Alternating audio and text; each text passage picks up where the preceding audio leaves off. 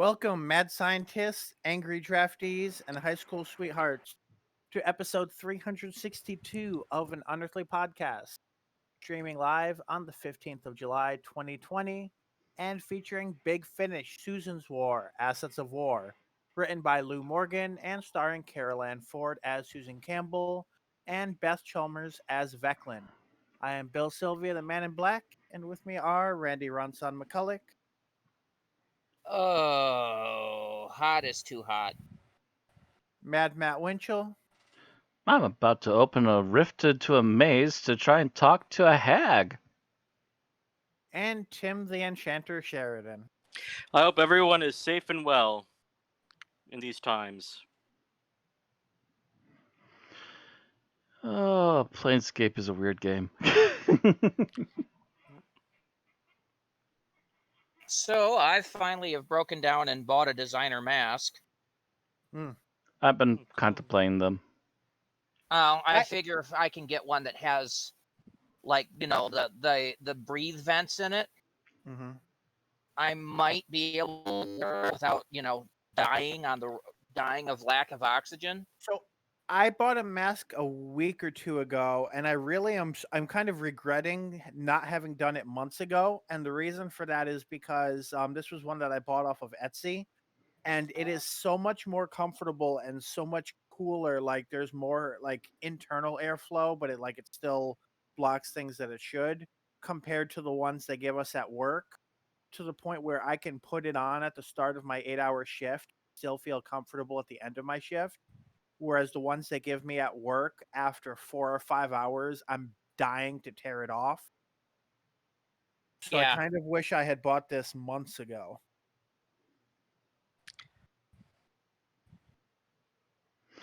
Yeah, that's kind of a thing. The mass-produced ones are really not that good.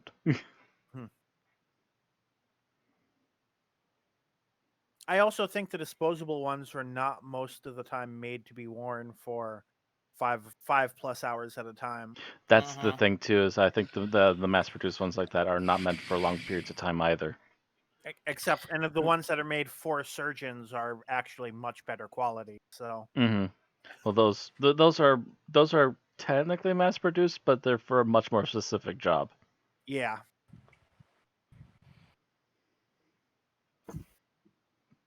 So they're not of the same quality. Oh. And by the way, is this just me or is everyone dropping dead last week or two? Just to put bluntly. Well, it might be because, it's like for some reason death is on the minds of a lot of people. No, You're like just noticing it. But yeah, I know what you mean. Like the beginning of this, no, not the beginning of this month. Like just before this month, we lost the older actor who played Bilbo Baggins, and since then there's been like at least 4 or 5 people that have entered my feed for people that have passed away all of a sudden. Yeah. In the last couple of weeks, it's more than one a week at this rate. That's for sure. And some of these people are pretty young, I think. Oh well, I think one of them was in their 40s this week. Yeah. It happens. I mean, we are in the middle of basically plague. Yeah, but they're not dying of the plague. I think out of all of them that I can think of off the top of my head, maybe a tiny handful of them died of the plague. They died of other things. It also means that they might not be going in to get the care they normally would because they don't want to go into a hospital in a plague. That might be a thing, I suppose. Or depending on where they are, it might mean that the hospital is too overworked and it affects the care that they receive. I know. I have an appointment next month to go into cardiology at the hospital, and I'm like, I don't know if I want to. I'm praying to God my mask arrives before then. Yeah, I was about to say, yeah, you for your health and safety, dude, you kind of need a. Well, Dane County has now, anytime you're outside in a public building, you need a mask now. They've basically mandated. Yeah, see, around here, they're very much, you don't need a mask outside. Arrives, I can't go grocery shopping with Aaron. Yeah. Around here, they're very much, you don't need a mask to go outside, but you definitely need masks if you're going to go in somewhere, especially if you're going to be in tight quarters with other people, depending upon the place. Menards are actually handing them out to people that come in that don't have available masks. I appreciate places that do, because that was my one bone of contention when Connecticut started announcing mask mandates of various sorts. I was like, okay, so are low income families being given free masks, or are they expected just to stay home and not use from now on? The Menards around here apparently hand you a mask, and then you have to pay an extra 73 cents when you leave. Oh.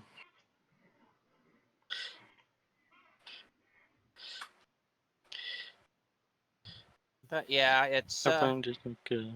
I keep seeing signs, no entry without mask, but the signs never say you have to wear the mask the right way. Yeah. I heard about this lady, I think it was in Britain, that got harassed because she wasn't wearing a mask in a public place. So she whipped off her knickers and put them over her face. Well then. I'm not kidding. It was in the news. So it also does. So most of the laws also don't say what kind of mask. I am not advocating people wear underwear on their face.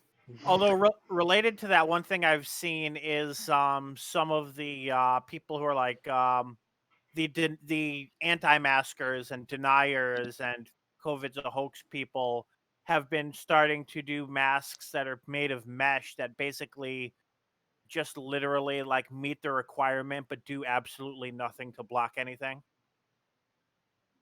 And I heard of one of these people that thought the virus was a fake. Actually, went to a party with somebody that was infected, and they wound up dying of it. So, congratulations, you outdid yourself. Anyway, on this morbid, yes, on this dark, bleak, depressing episode. How did we get to the... on tonight's show, we have some birthdays, followed by one death, followed by basically we're going straight to Geek Talk after that because there is no news worth anything. Yeah. Personally, I'm suspecting that the lockdown has finally affected Big Finish because they're making a lot of announcements, but not much in the way of releases. Not really. Like they've been slowly setting. Maybe it's slowed them down slightly, but I've been seeing a lot of clips of them where they're literally sending stuff to their workers so they can just do it from home. It may be taking slightly longer to edit things because people aren't using the same quality sound equipment that they normally do. That might be part of it too, is they might have to do extra cleanup or something depending on what's going on their end. Because I'm seeing maybe 2 releases from Big Finish a month as opposed to 6 that we used to get sometimes. Yeah. So either that or they're very big on trying to meter the amount they have. Oh, it might be also reduced sales, so maybe they're pulling it back a little bit, just kind of going, let's not nickel and dime everybody because they might not be back to work yet, kind of deal too. Well, I don't think it's that. I think it might be that they're trying to meter, like I said, how much they have, just so that they don't wind up against the, we can't put anything out wall. Yeah, in case things have slowed down. Mm-hmm. What might also be a factor is that I don't know how far they've gotten now, but they went 3 months without sending out any CDs, and people are starting to be like, even though there's a pandemic going on, people are, where's my physical copy? Where's my physical copy? So maybe they're like, let's slow down the releases until we get caught up with that. That's true too. They did just reopen their warehouse about a month and a half ago? Something like that. And the way things are going, they may close it again. Right. Depending on how things stay over there, yeah. All right, so as I mentioned, we have about 3 birthdays, the first of which is July 10th. And that is the birthday of John Sim, aka the Master, from 2007, 2009, and that brief appearance in 2017. He turned 50. Can you believe John Sim is 50? Wow. It's been a while, yeah. On the same day is the birthday of Jackie Lane, who played Dodo back in 1965. She turned 79.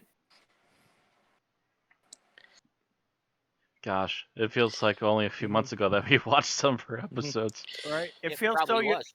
Feels such a young age for a first Doctor companion. Like Dodo would be could be described as a mod, right? She was kind of that era. Kind of, sorta. She was a late mod. Late mod versus early hippie, it's sometimes hard to tell. But it wasn't quite the hippie era when she was around, so I suspect she was a late era mod. Yeah. All right. Yeah. Just something I was thinking about. Was she pulled from the same year that the episode aired, or was it a different year? I think it was supposed to be the same year, more or less. It's kind of hard to tell with Doctor Who because it's either now or in the near future. Right. And I partially think it's funny just because the Doctor spent a season and a half trying to get back to, the 1960s. And then as soon as they got rid of Ian and Barbara, he wound up there like every third episode. Yeah. Right. All right. Also, our last birthday is today, and it's unfortunately a posthumous birthday. It's that of Argus McKay, who played Barusa back in 1976 as the Deadly Assassin. He would have been 94, but he died in 2013 at the age of 86. That would have been the first, but the first Barusa we see, right? Yeah, the first televised Barusa. Mm-hmm.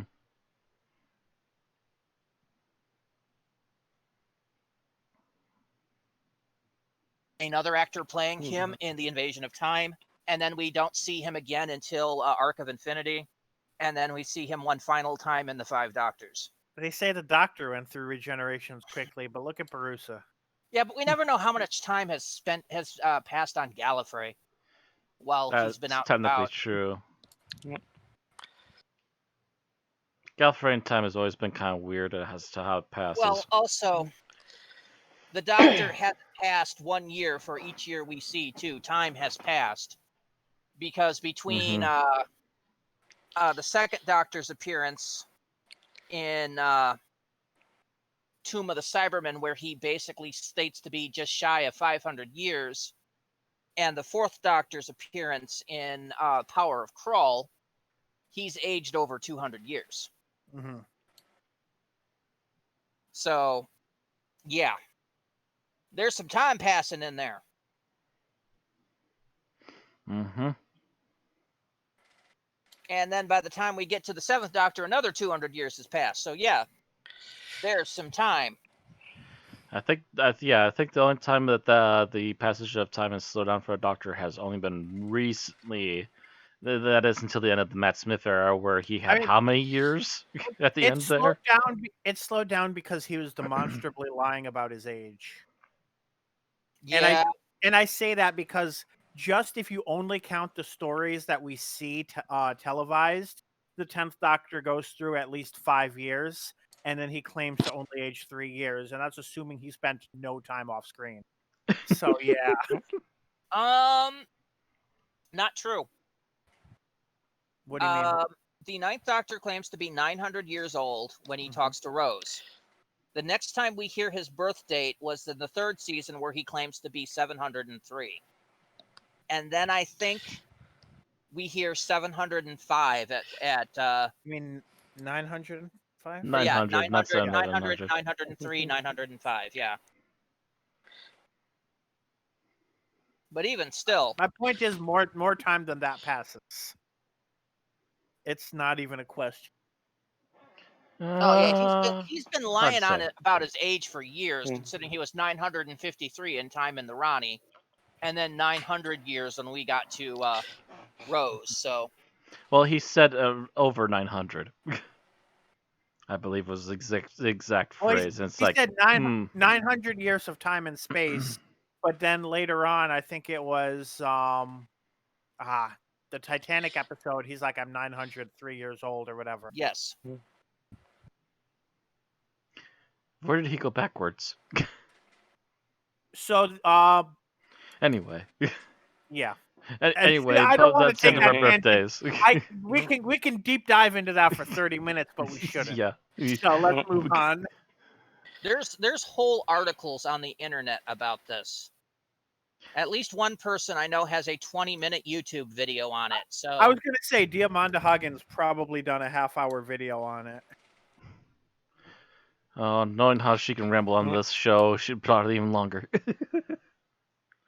Anyway. Yep. Anyways on the anyways. Yes. So we move on to Lost Stories, right? Yep. It is an Unearthly Podcast somber duty to announce the death of actor Maurice Reeves, who played Stotts in the 1984 Fifth Doctor swan song, The Caves of Androzani. Reeves was born in Sunderland, but raised in Glasgow and studied at the Glasgow College of Dramatic Art, the same school that would bring us Alan Cumming, Ian McDiarmid, and David Tennant, and got his first job as assistant stage manager at the Glasgow Citizen Theatre. Within 3 months, he had a leading role of Lorenzo in The Merchant of Venice. In 1966, he was in his first film, The Fighting Prince of Donegal, and that led to his first television role in the TV movie Cock, Hen, and Courting Pit. This led to many other television roles in series such as Danger, UXB, The Nightmare Man, Days of Our Lives, Tutti Frutti, Rab C. Nesbitt, The New Statesman, Spender, Vanity Fair, and EastEnders. He was even in an episode of Star Trek The Next Generation as a Romulan captain. His film roles include Oh, What a Lovely War, Ulysses, Hidden Agenda, The Last of the Mohicans, 1992 version, Judge Dredd, 1995 version, and Beautiful Creatures. Maurice's death was confirmed earlier today by his agent Lovett Logan. He is survived by his wife Vanessa. He was 83 years old. And if you weren't counting, yes, that was the Stallone Dredd. Yep. Yep. That's like, fine. He's not responsible for how cheese-tacular that movie was. I like that movie. I just don't think it's a good Judge Dredd It's movie. not a good Dredd movie, but it's a fun cheese-tastic movie. It's a fun action movie. It's a fun 90s action movie. Yeah. I mean, like I said, I don't think it's a great based on Dredd, but, I enjoy it the same way I enjoy Demolition Man. Actually, no, I do enjoy Demolition Man slightly more because I like their sense of humor a little better. Yeah, I was about to say, I think there's actually certain key things about Demolition Man that make me like it a lot better. The cops driving down the road singing songs to old 50s commercial jingles has always made me laugh. So, yeah, there's reasons I like Demolition Man. Rat burgers. It's good rat, yeah. Yeah. I've seen Demolition Man way too many times. I need to actually see it all the way through one of these days. Yeah, and if Judge Dredd is funny, it's kind of inadvertently funny with Stallone overacting. Yeah. But, Stallone always overacts. It works. It's him. Actually, you say that he always overacts. You need to watch some of those the Rambo movies, my dude. Well, that's where a character's built for Stallone's level of overacting. No, like he's Rambo very is melancholy, built, and especially in the latest one. Yeah, but he's still a kind of a larger than life character. Kind of, sorta, yeah. And those roles are kind of built for Stallone. I mean, he's kind of angsty in some of the Rocky movies too, but again, he's built as a larger than life character. And that's the thing about Demolition Man, is his character there is a larger than life character. So it technically is Judge Dredd, but not in the same way, and Stallone just doesn't bring it off well. Yeah. Yeah, he's just not matched for Dredd. He's too Hollywood. Because Dredd is very grim. Mm-hmm. Yeah. All right. But yeah. So anyway, that's basically our news. That's basically all the news. Once again, there's nothing coming out for Big Finish, and nothing out of the Doctor Who production house right now because we We sure assume they're on hold. Well, I'm pretty sure they're still working on scripts. Sending scripts back and forth via email. Yeah, maybe they're hammering out the scripts while they have time. Table via Skype or Discord or Zoom or what have you. But actual production, nothing happening there. All right. Excuse me. Alrighty. So let's move on down to Geek Talk. All the way down to Geek Talk, and the first item is Resident Evil 7 by Tim. Oh, wait. We're not doing Stranger Things. Yeah, I think. Did we add something else? Because I only saw those two. I mentioned to you that I was adding mine, but I think you got distracted while I was doing it. I think that might have been when you were going in and out. I don't want to step on anyone's toes. Stranger Things. Yeah. So it helps if I can spell things all of a sudden. Hi, keyboard. Okay. So while you're loading that up, I'll talk. So over the last 2 weeks, I've binged all 3 seasons of Stranger Things. It apparently was very good timing because as I was finishing up season 3, a teaser for season 4 dropped. Oh, jeez. I still need to watch this series. They are going into season 4. Okay. Yeah. And apparently it confirmed a theory that a lot of people have had since the end of season 3. So my overall thoughts, I went into this expecting a ton of like very obvious explicit references, just from the way people talked about the show.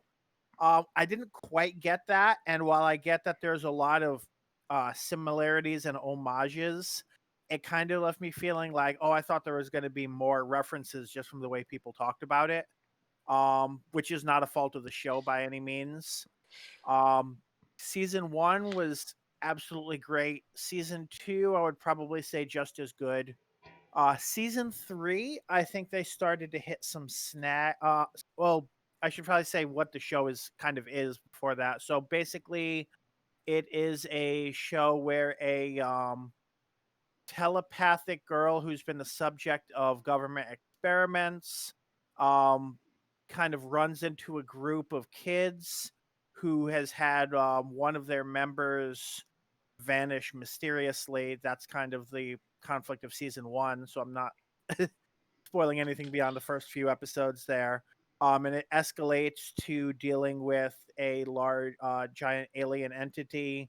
And season 3 focuses on a fighting against a group that is unintentionally restarting that conflict. But where I say season 3, they start to hit snags. So it's one of those shows where every season they add new cast members to keep it fresh and keep it interesting, and that they do it very effectively. The problem is, particularly a couple of characters that were very big in season 1 that went through a lot of changes during the first few seasons. It's like they got to season 3 and they're like, we're not sure what to do with these characters. We know we want them to be around and we want to show that they're, going through life. They've graduated high school and are doing things. But there's too many factions and they can't figure out what to do with them. So they just become window dressing. Get amalgamated into the group. And I think one way that they can get around this in season 4, which has obviously already been written and shot at this point, so who knows? They're definitely not hearing my advice. But I think the way they can do that is instead of having the same people always grouped together, is to have those people group up with somebody else so you can see more sides of their personality and give them more opportunities for growth and to experience things that they don't choose to experience. Other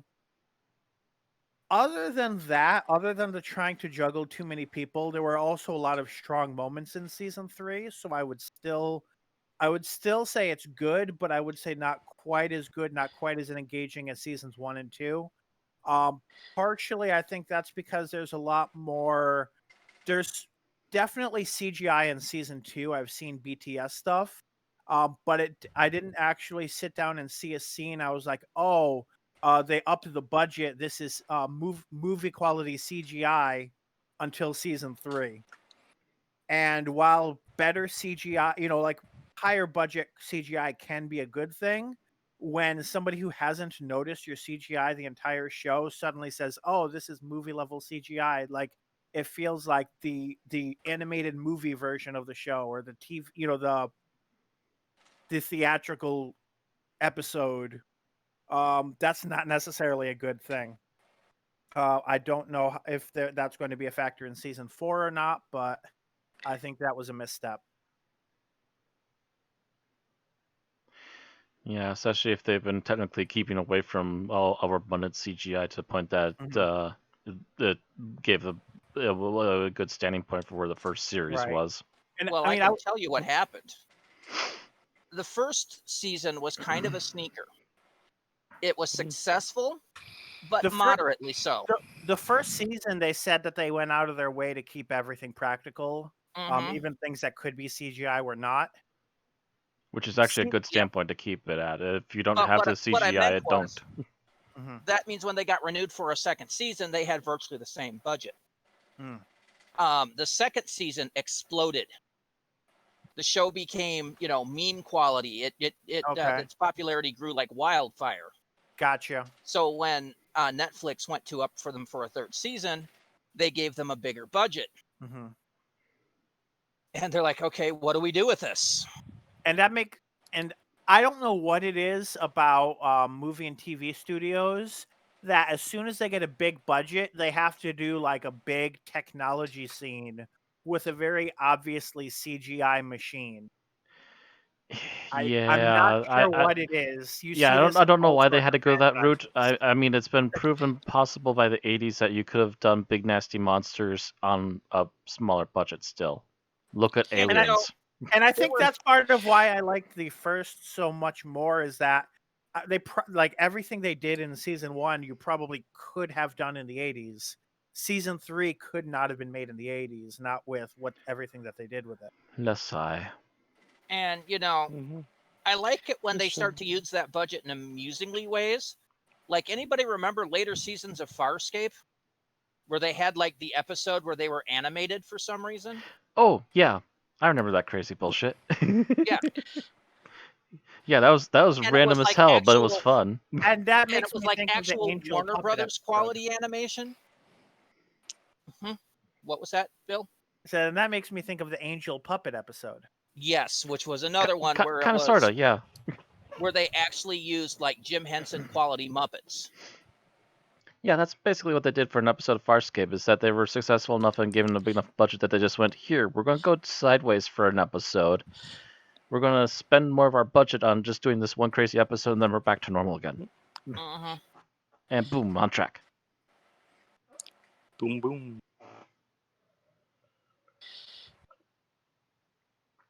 Yeah, messing with the overall look of your season is not always a bright idea. Especially if it takes away from it. Yeah, if you've got a higher budget like that, what you want to do is ramp up your quality slightly. Yeah, bring your overall quality up slightly, but don't go crazy. Right. And then keep doing that consecutive seasons.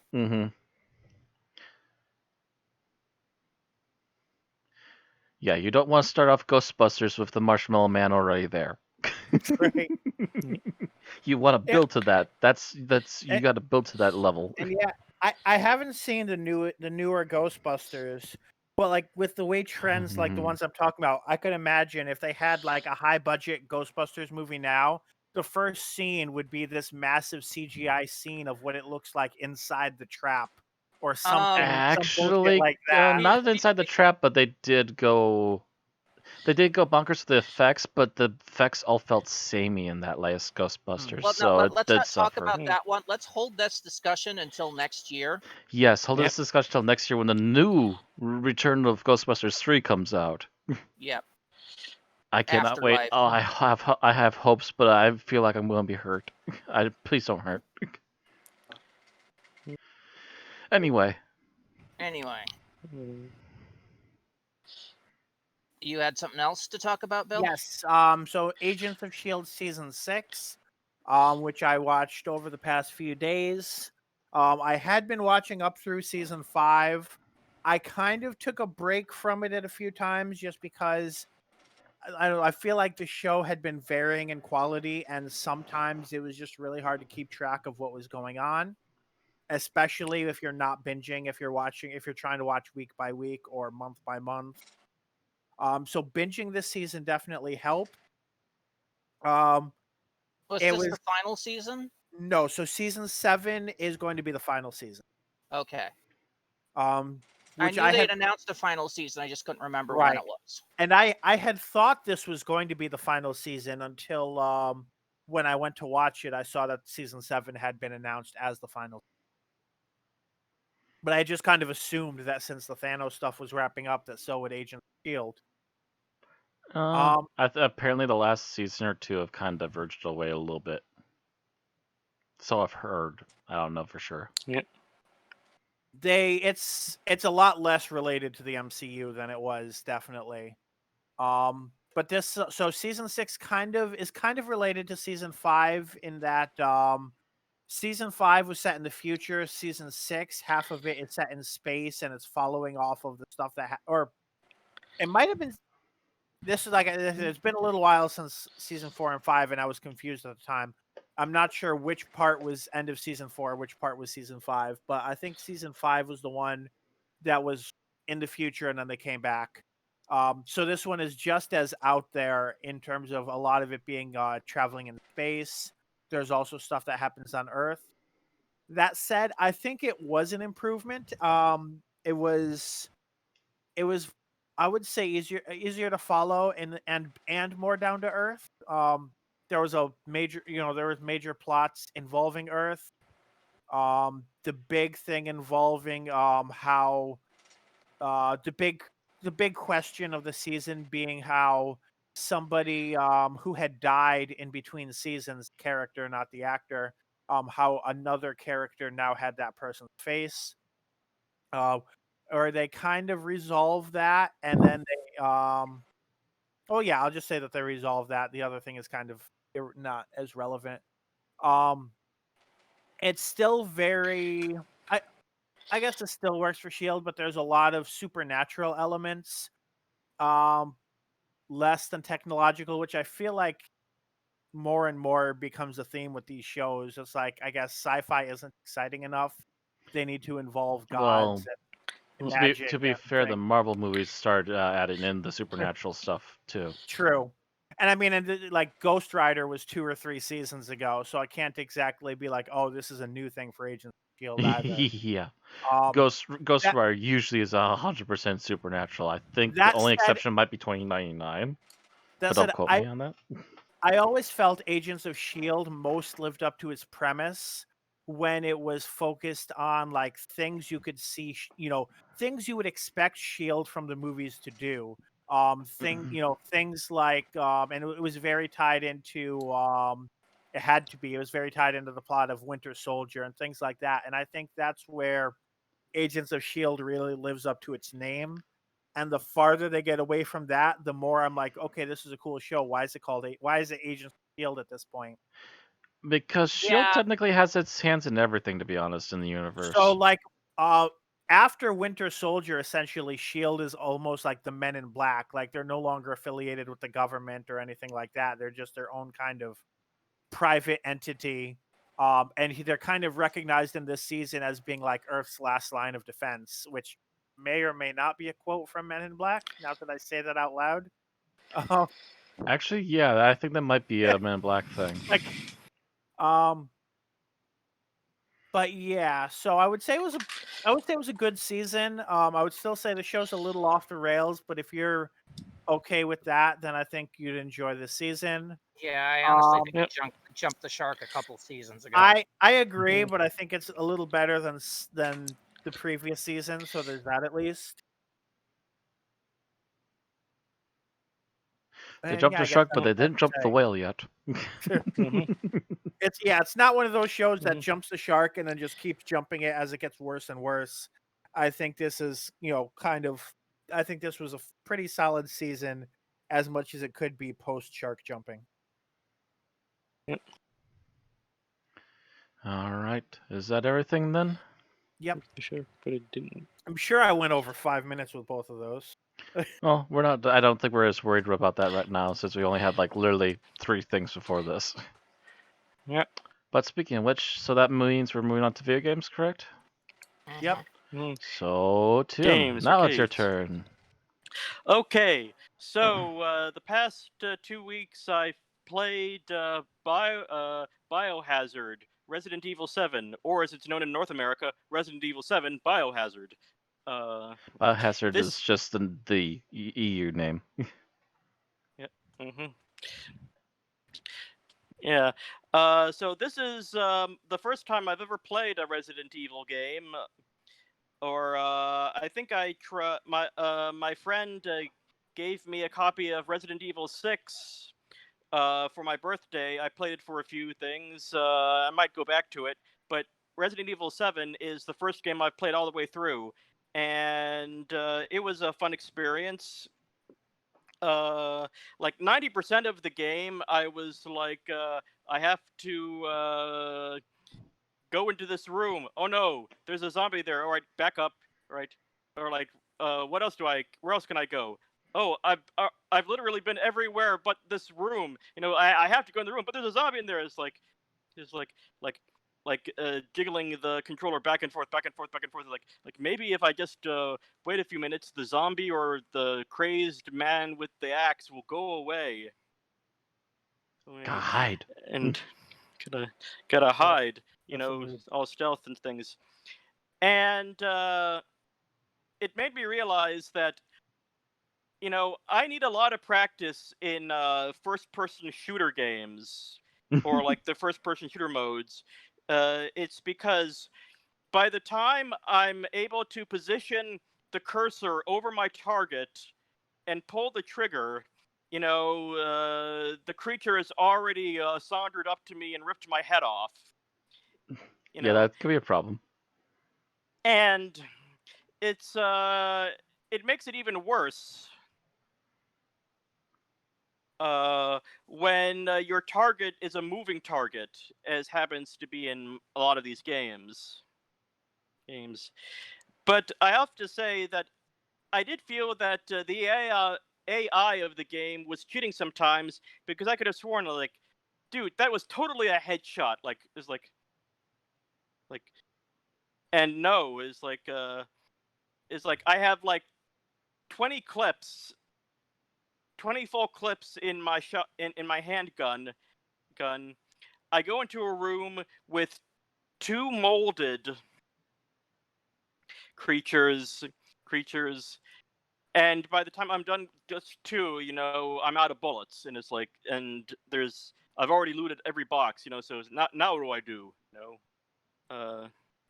But the fun part of this game was that I was doing a share play with my friend PVL, who had played the game before, and like he sort of knew the ins and outs. So, like, every now and then he would like coach me. Like, he didn't like tell me what to do every time. Like, he wanted it to be you know, my playthrough. You know, so but he like every now and then it says like he'd like give me a warning. It's like, oh, by the way, if you go through this door, you know, the jackals jump out at you. You know, it's like, okay, I'll avoid that door for now. You know, it's like, and he said, oh, look, here's a locked box, and I have only 1 lockpick. It's like, all right, you can use that or you can save it. You know, it's like,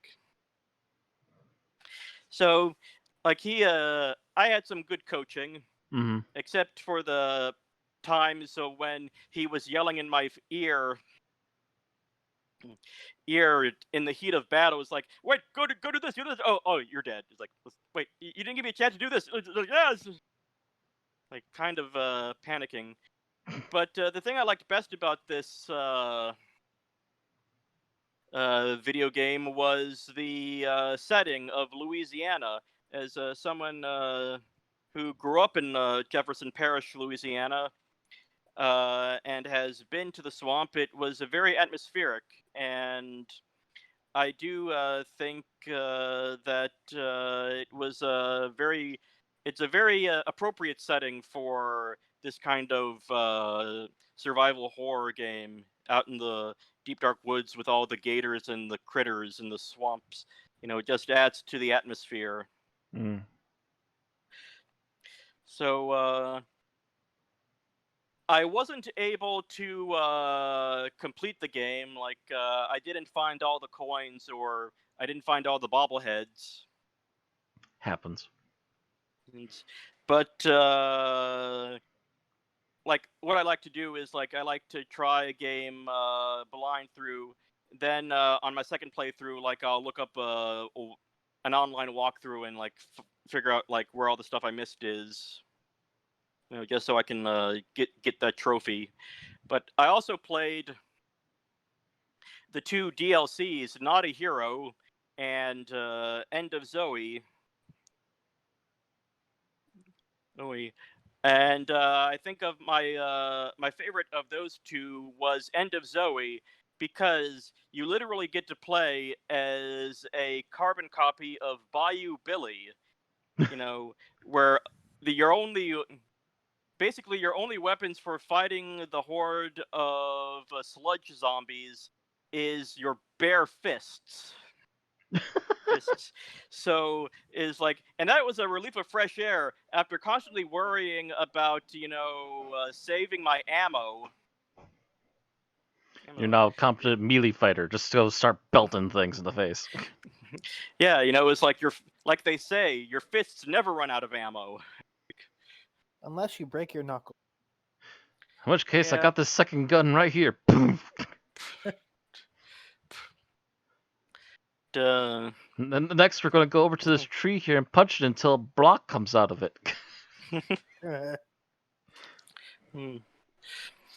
But I have to admit, every now and then, the DLC End of Zoe will give you a throwing spear, which you're supposed to use against the crocodiles, because sometimes you have to wade into the water to get to a place, and a crocodile will pop up, and if a crocodile pops out, it's an instant kill, so.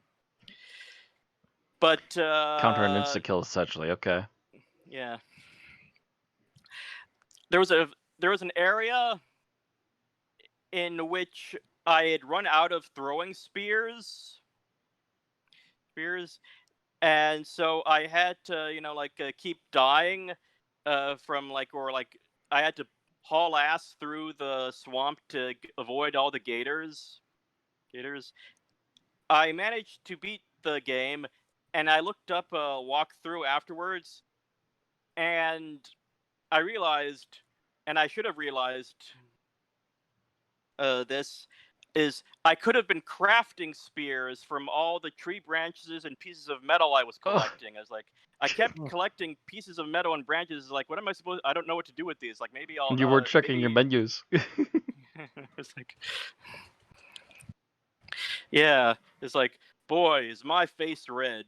But, so I have to admit, I'm not overly familiar with the lore of Resident Evil, so I was going into this game kind of blind. I did recognize some names only because of their memes, their meme status online and Twitter. Basically, everybody's shouting them out. Yeah. Yeah. Is I found a gun. It's got, oh look, here's the Wesker gun. It's oh, I know that. I recognize that name. Is that. I was there when Wesker finally died. But so you were Captain America I at have that to moment. say, I enjoyed this, and I'm hoping to play more Resident Evil games in the future. Yeah. Soon. So actually, I have a few questions for you, Tim, before we completely let you off from Resident Evil. Okay. First of all, I assume you played this on console? Yes, I played it on PS4. Okay. And I got the gold edition. Okay. Yeah, depending upon your mileage, it might have been better on PC, but I believe you only have Apple computers, so I'm not sure if it's been released for that or not. Can you catch And different Matt is zombies biased. in the silver edition? I'm biased, Randy, because I'm really good at mouse and keyboard for aiming first person. Just like, saying, it works a lot for me. Like you're talking about, like mouse and keyboard is better for like shooting? For aiming, yes. Aiming, very much so. I am a nasty sniper. And I find it to be terrible, so yeah.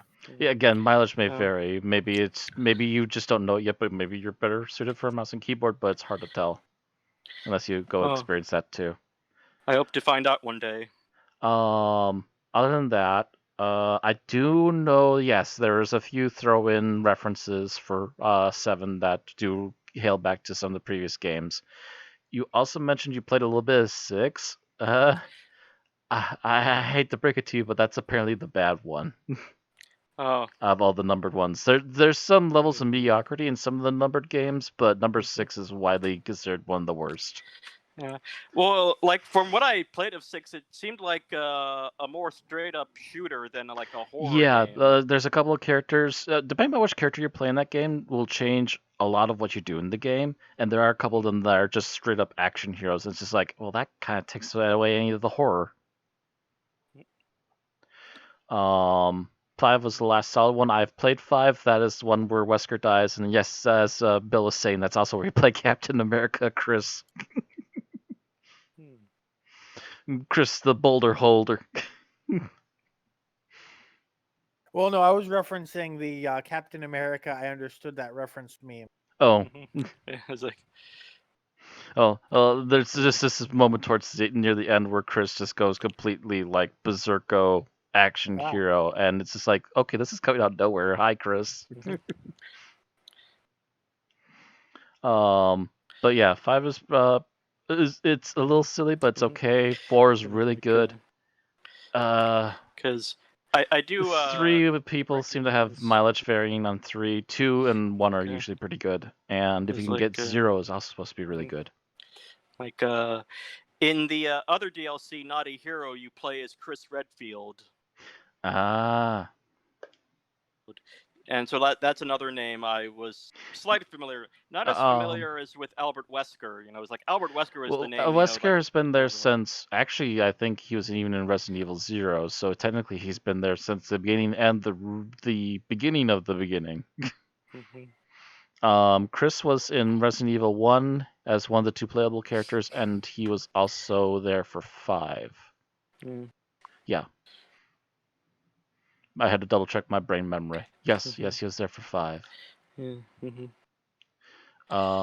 like so he's and I think he was also one of the playable action heroes for 6.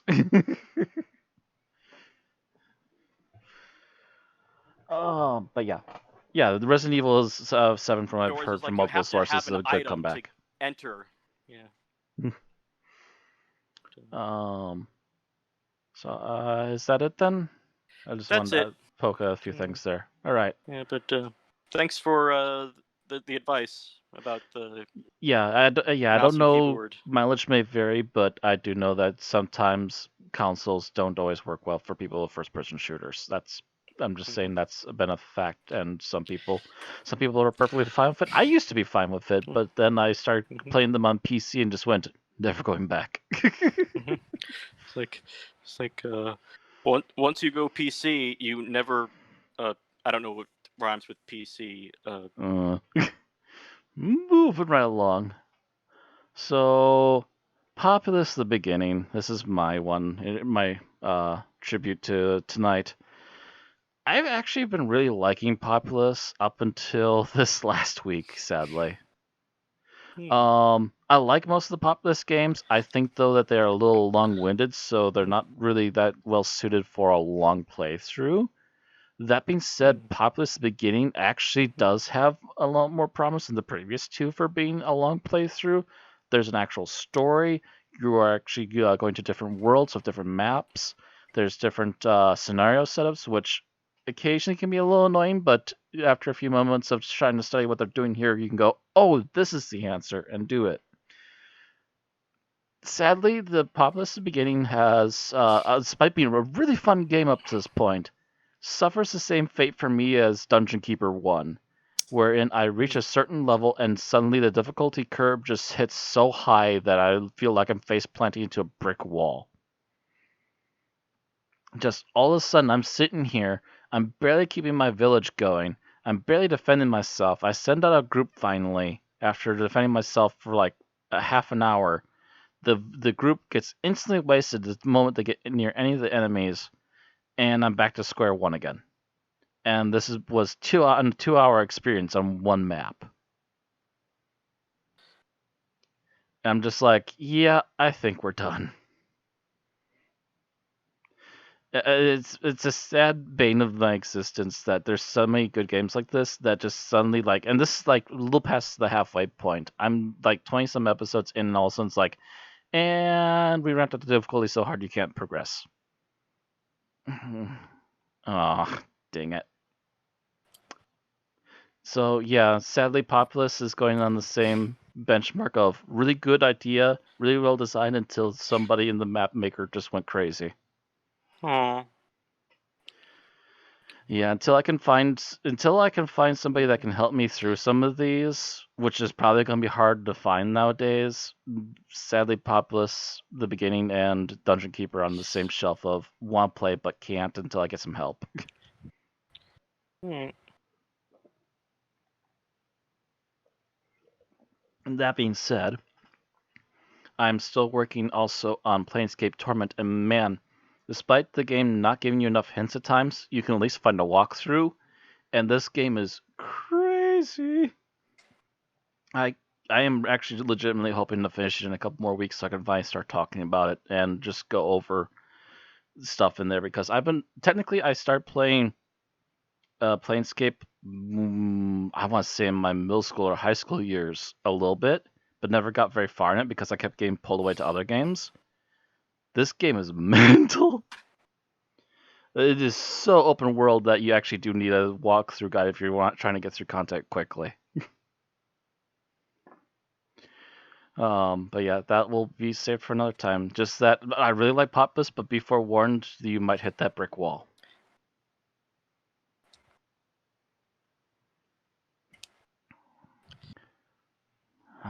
That's about it on that. So I guess we're going on to the review. Yep, we're going on to the episode summary. And I believe that's Tim. Yes, it is I, Tim the Enchanter, and summary attempter. Okay. All right. Ready then, Tim? Yep. All right, starting in 3, 2, 1, go. Okay, so Susan and Veclin go to this place on the at the request of Cardinal Rasmus because they want to get their thoughts on this new weapons project that developing a new weapon to fight the Daleks. On the planet, they realize that this project by this guy named Vivax, I believe his name is basically breeding like these creatures called the Oravix to, like as sort of like to hunt and kill Daleks, because apparently like these are feral creatures that can track down time energy. Susan sees the obvious flaw in this plan and says that Time Lords give off more time energy than any other being in the universe. So if we let loose these creatures that can sniff out time energy and are vicious wild animals, won't they sort of attack the Time Lords and not the Daleks? But Vivax is insistent that the Orifix can be tamed and ruled. Meanwhile, while they're arguing about this, Susan meets a young soldier from the Time War named Rennis, who is on the who has like been assigned to like as a personal assistant to Vivax and everything. Uh, During all this, a la Jurassic Park, something goes wrong and all the Orvix get loose and start hunting and killing everything. Susan tries to use her mental telepathy to calm the Orvix, but Vivax and the other people think that this is a perfect opportunity as a case study to examine, get more data on how the Orvix act and their potential as weapons of war. But Susan learns that the person who set the Orvixes free is the soldier Rennis, who used his time medallion to override the time lock on the Orvix's gate. And Rennis is a person from what's called the Drylands, which is sort of looked down on in Gallifrey society, and he wants revenge against the Time Lords for forcing him into the war. Susan and everyone, and Rennis has been trying to control the Orvix themselves by being the one person who has been treating them nicely and kind, sort of the line with the thorn in its paw scenario. So the Orvix obey him. But unfortunately, Susan is able to use her phenomenal psychic powers to sort of tame the beast, so to speak. And after Rennis is captured by the Time Lords, he would have been sentenced to death, but Susan convinces them to merely exile him so far away from Gallifrey that he is no longer considered a threat.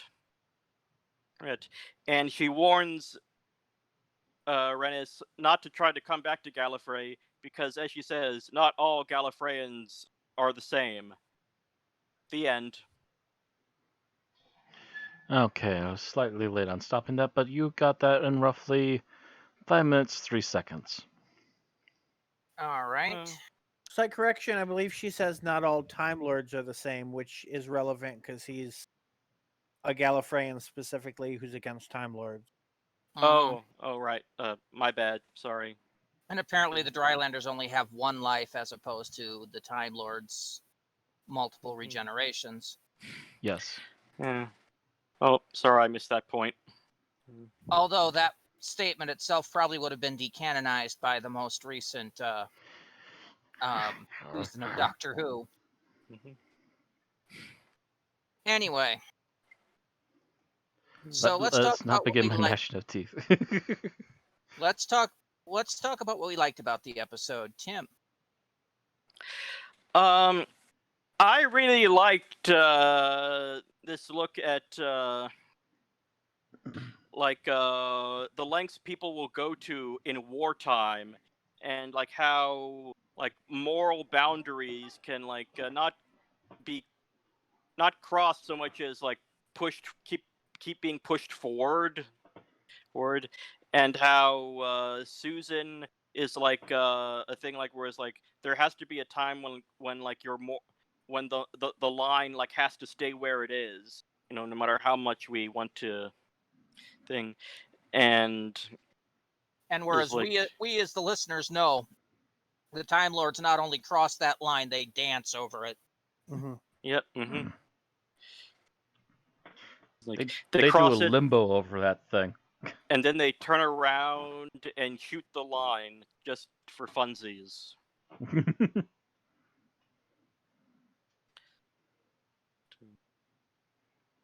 Yeah. But like I thought the episode did a good job of not so much as justifying the Time Lord's point of view, but like at least presenting their case well. Like I still agree with Susan about like this is a terrible idea, but Mm-hmm. I can understand the other point of view without condoning it. All right, Bill, what did you like about the episode? What I liked about the episode, I feel like it gave a useful look that can be applied to wars in U.S. history. And I mean, obviously, there's been bits of the Time War that relate to various things in wars in history. But this in particular, um, I feel like could be applied to thinking about things such as draftees in Vietnam and things of that nature. And I would be I doubt that they went out and did extensive ethnographic research of how like draftees from rural areas actually felt about a war, any particular war or anything like that. But it's at least something to think about, and it's another way to look at history when you realize, a lot of people that are drafted don't have, aren't all caught up in this fervor, patriotic fervor, and all that, or Mm-hmm. even, uh, or even protesters against the war, but are just, kind of innocent bystanders caught in the crossfire Yeah, and although have their own it's emotional hardly reaction to that. that's a hardly U.S. centric thought, Bill. I Mhm. mean, other countries have drafted too, and I mean, even as far back as medieval times. I say U.S. history as it applies to me because I've never seen any extensive discussion or history of protests relating to wars outside the U.S. Whereas I've definitely seen that for things like Vietnam and other Oh, U.S. wars. I know the Scottish have been upset, slightly upset of having to fight wars on behalf of England a few times. And I could Mhm. okay, and I could definitely see that as being very close to home for some people at Big Finish. Probably, yeah.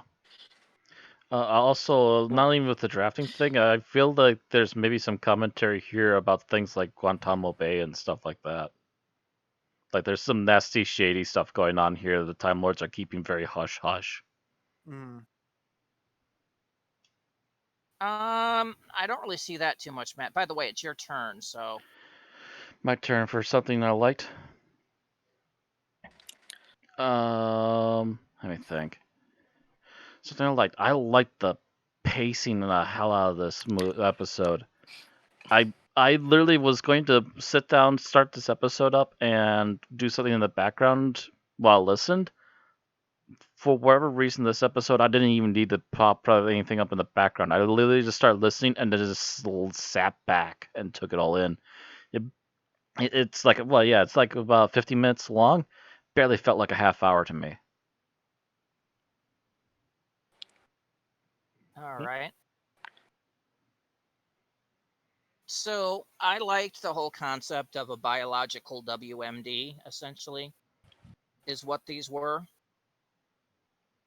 Um, they were, a life form that Yeah. was basically being taken, modified, and apparently their thought was just drop it on the enemy and let it kill them all. But While ignoring the obvious problem with that. yeah, and yeah, there are some analogies to other uses of weapons of mass destruction that have been banned, such as viral warfare, um, and other horrible things that actually strike a bit more chord this year if some of the rumors regarding COVID is correct, but I'm not saying they are. Yeah. All right, so what we dislike about the episode. And Tim, you're up. This is sort of like a nitpick, but I did think there were moments when Rennis's prejudice, for lack of a better word, against Time Lords, which is understanding his life completely justifiable, kind of like one-dimensional. It's that like the moment like when he says to Susan is like, "I almost liked you, but you're a Time Lord," is like you're judging someone else based on their race or their like or something, you know. Is like you are you who are fighting against prejudice are being prejudiced. Mm-hmm. You know, like I thought that's you know that doesn't really help your cause, man. You know, it's like you got to overcome. You know, it's like only love can conquer hate. We don't have to escalate. You know. Well, that's where he crossed the line from being a potential activist to instead being a terrorist. More or less.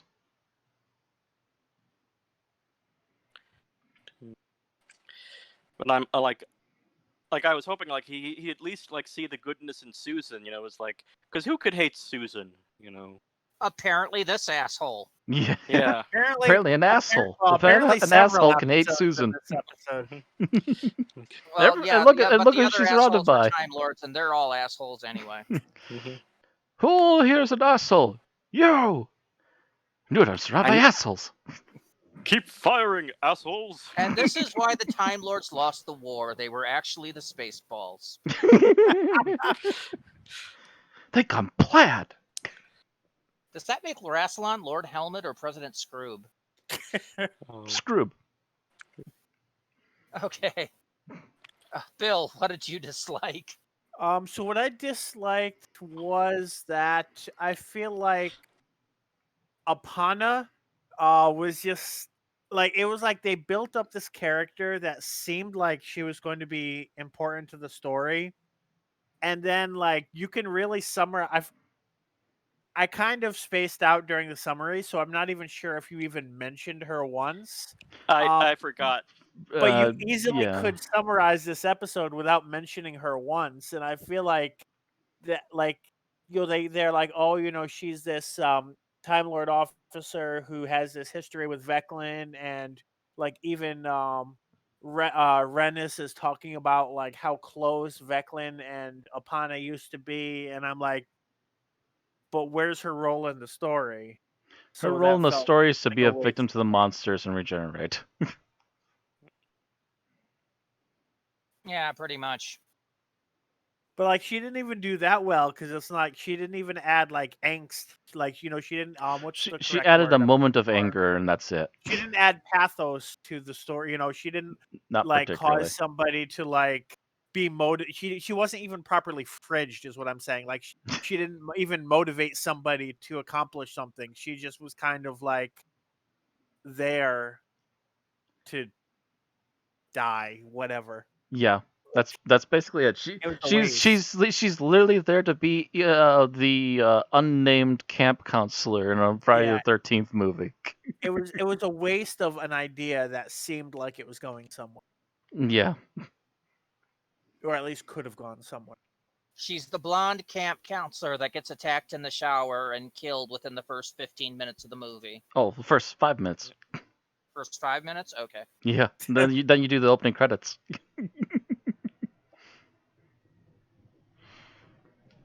All right.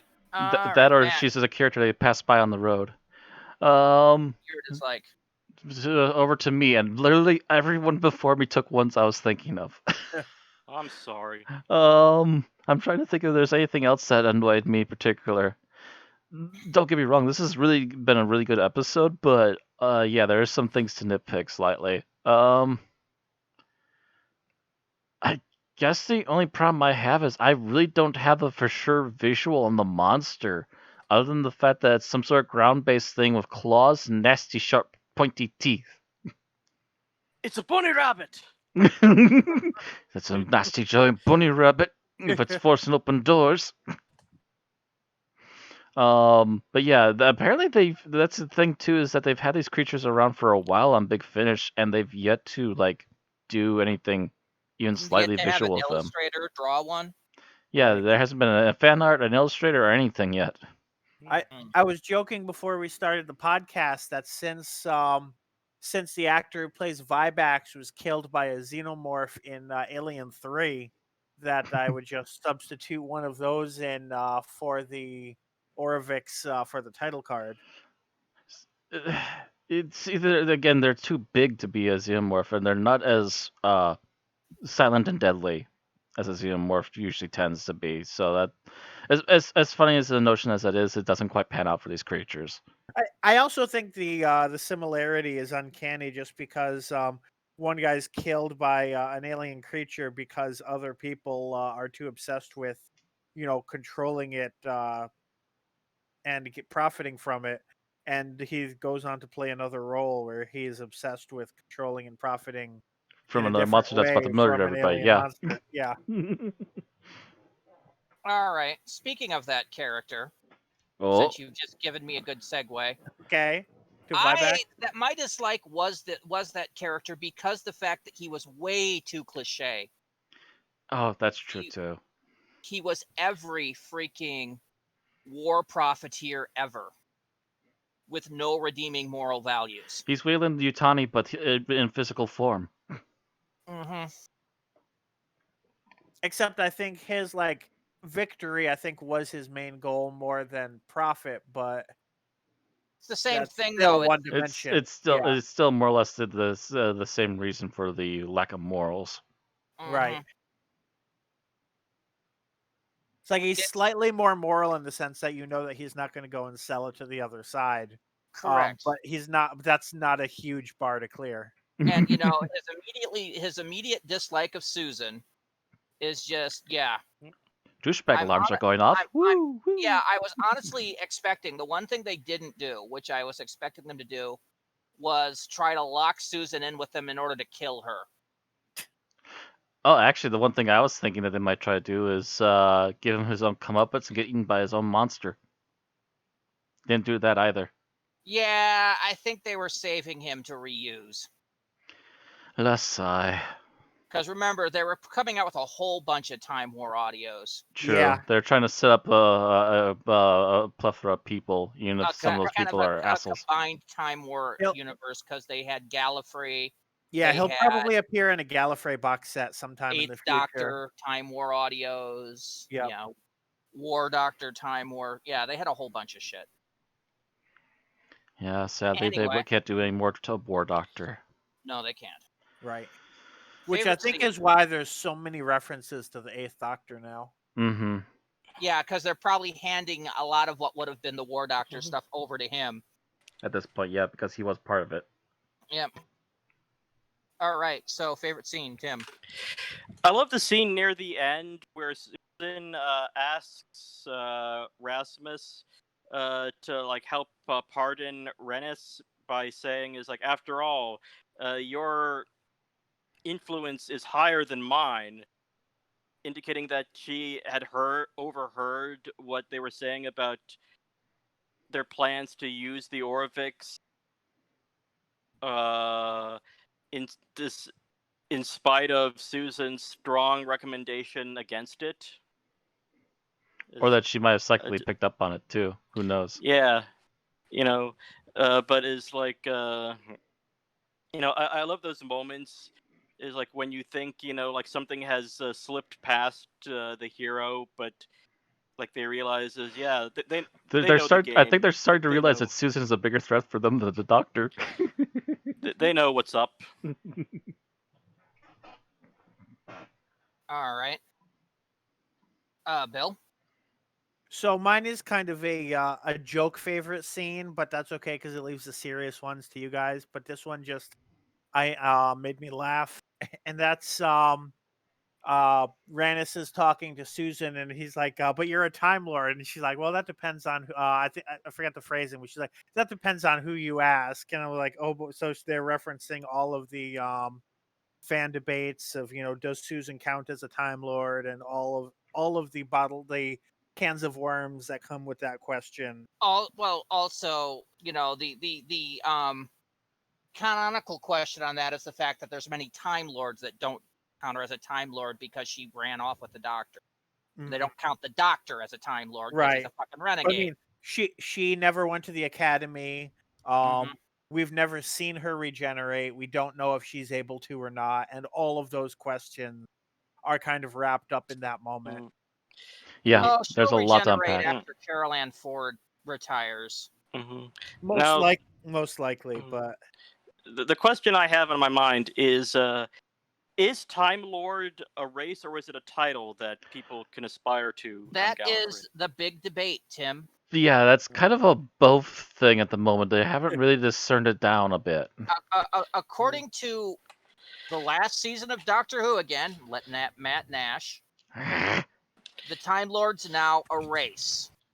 However, back during classic Doctor Who, they kind of played it as being a kind of the elite class of Gallifrey. That comes with benefits. And even earlier seasons in New Who kind of said it that way. If you take a look at some of the lines said during Listen and a couple other things.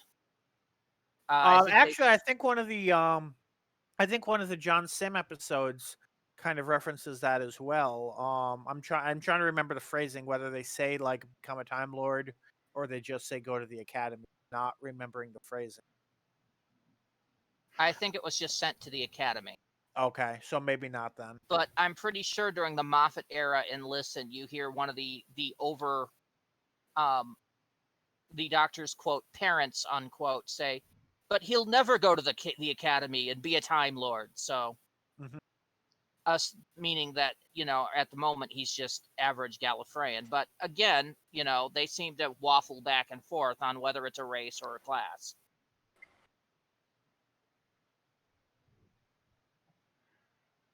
Okay. All right, Matt, favorite scene. Oh gosh, gotta pick a favorite scene out of all of them. Trying to think.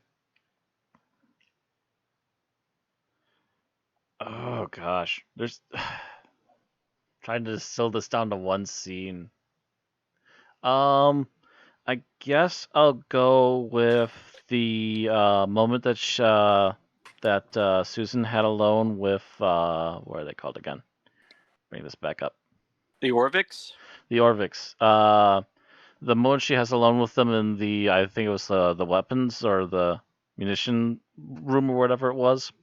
There's just a moment there's a moment there where she is trying to communicate with them and trying to do so psychically, but she has to remind herself to like not do it a certain way, and where she has to focus on, no, I need to not like do like schooling version of it. I need to just be me and talk friendly with them, and that should hopefully do the trick. And apparently it did so. Just the moment of Susan just having to rely on her natural abilities again and not try to focus too hard on schooling of her abilities. Just kind of felt like the right direction because that's what Susan technically does best a lot of the time so far. So, I think my favorite scene is related to that. I don't know if it's the same scene or slightly later. It's where she's forced to go out and confront them. After what's his face, the asshole, has run away, and she starts saying, "Yeah, you've always been manipulated. Everybody seems to use you as a resource," and you actually start hearing them whimper. It was a little bit after that, my scene, but yeah, it's around about the same scene. Yes, that does definitely add to it too. Yeah, you occasionally hear them whimper when they're kind of like, "We're sorry," when they're communicating with her psychically. Yeah. Yeah, I like that because it actually it humanized them in a way. Mm-hmm. It big dumb dogged them. Yep. Poor puppy. Least favorite scene, and that's you, Tim. Okay, so my least favorite scene harkens back to what my least favorite thing overall is the scene where Rennis says to Susan, "I almost liked you." But then again, you're a Time Lord, so I'm an asshole. Seriously, like that. You broke my heart, Rennis. You broke my heart. I believe this man just called out that he wants to have a punch to the dick. Yeah. All right. Bill? So I'm going to go with the scene where they reveal that Rennis was able to pretty much like infiltrate top Time Lord secrets and falsify his papers all just by looking confident. And I'm specifically going to say that because yes, that's the Doctor's trick, but no, it should not freaking work on Gallifrey where everything is like bureaucracy by the book, everything in triplicate.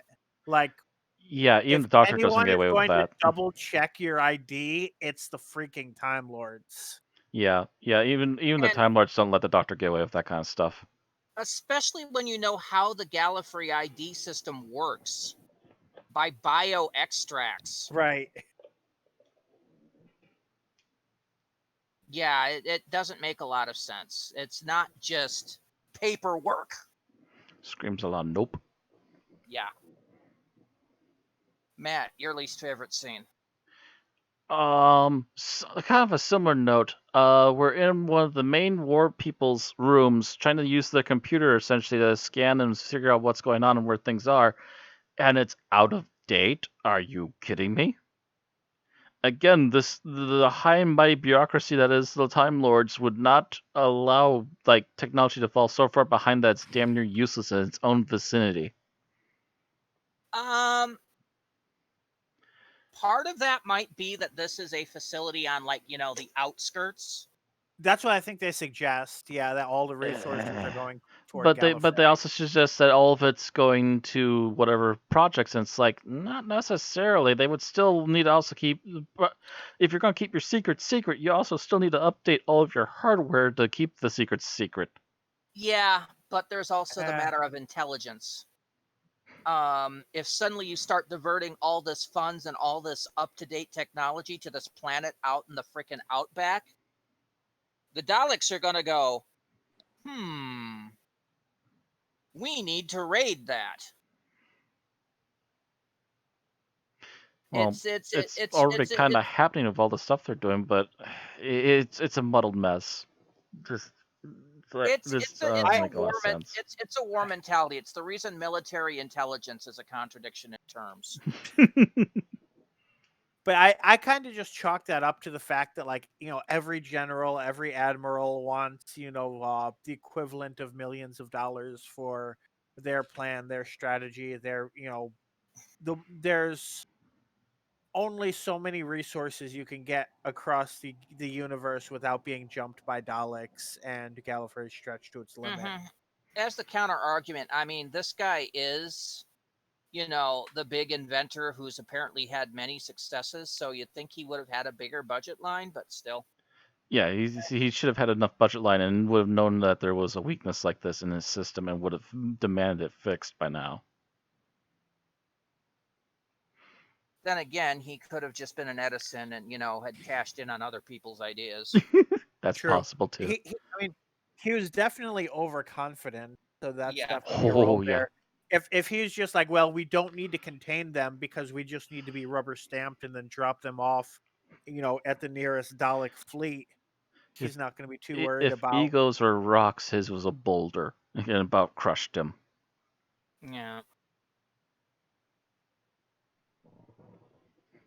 So, my least favorite scene, I think, is the one where they're talking about the time pendant for the first time.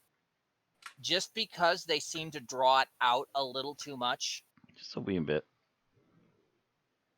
And it kind of got along the lines of, okay, we know this is important. Can you move on, please? And even in that scene, I don't think they actually explain anything about what it does. Yeah, they don't. They only explain what it does when we get to needing to use it. Mm-hmm. Like, I'm still not sure why he was so convinced that the one they used to play games as a kid and the one in his pocket were so different, because it seems both of them just, I guess they jump you a few microseconds forward in time, or slow things down for you to like Basically, slows run things past them. around for you, and it looks like you jumped ahead in time. Yeah. Right, right. So like, so why would you expect that to be so different from the one she had as a kid? Yeah, I Mm. don't know.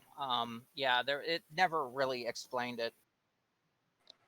My only thought is that scene was also supposed to, demonstrate his dislike for the Time Lords, but it doesn't really succeed. No. So it's just basically a scene that goes on for too much time and doesn't They're really taking do too anything. much time to explain Chekhov's gun here. And it doesn't really do anything. Because they don't really explain it. Mm-hmm. Yeah, so that's my issue with it. All right, final thoughts. Tim. Final thoughts. I thought this was an excellent look at the complexities of war. I thought this was the best Susan story so far in this package. Uh, it, Susan was so good that it makes it even harder to believe what an asshole Rennis was. But that's neither here nor there. I agree that the character of Apanya or Apanyo was ultimately unnecessary, but I do hope that the character of Rennis returns in the future simply so he can be redeemed. Because I'm a big fan of earned redemption. It's like don't just forgive him for the sake of forgiving him. It's like, but this was good episode. All right. Bill. So this was kind of a run of the mill monster in a lab story, as we've kind of referenced a few times. Uh, you have your mad scientist who is really pretty one dimensional, and his only other trait is that he hates the doctor for not participating in the war, which doesn't exactly flesh him out. Um, I think it was pulled off competently. I do think that whatever they were trying to do with Apana, uh, they did not end up doing it, or at least did not end up doing it very well. Um, Ultimately, what it mainly shows is it's a tool for Susan to learn more about politics on Gallifrey. But for those of us who don't really need that lesson, I feel like there could have been a bit more to it. That said, everything to do with Rennis and everything was kind of a unique take, and it was interesting to see that. Yeah, that's it for Okay. me. Matt. All right. I do agree with Tim that this is probably one of the best ones out of the box set so far. Um, I liked some of the stuff they were doing with Rennis, although they did go for a little bit too much over the top of it by the end. And there's a few other tweaks, including what's her name, Apanya, the Veclin's possible previous love interest, being kind of wasted on this. And basically just set up Rasmus and what's his face, the um, scientist guy, as just being assholes. Which I didn't want it taken very long. But I will say that the stuff with Caroline Ford as Susan completely owns it again. Really well done. Um, and I also like her treatment of Rennis in the end when they just exile him. Which again seems to be her idea. Yeah, there's maybe a few like nitpicky tweaks that I would have done, either gotten rid of or would have added in or something. But those are just little tweaks. I think a majority of this still works really well. All right. Anything further? That's it for me. All right. So my thoughts on it is that while it's an okay story, I do think it's a little weaker than the other two because it is nothing original, nothing we haven't seen before. I find the characters to be one-dimensional, um, and it seemed to be something that they probably could have done in a half-hour story, but they had to stretch it out for an hour, so they had to add characters and stretch out scenes just a little too long. So it seems to be that of the three we've watched so far, this one has the most get on with it to me. So, meh. Let's rate this. Hold on a second. I was looking up something for Bill earlier, so I was not on the right place. Okay. All right. I believe, Tim, you are first. All right. I will give this episode 4 stars. All right. That puts it on par with the first one. Mm-hmm.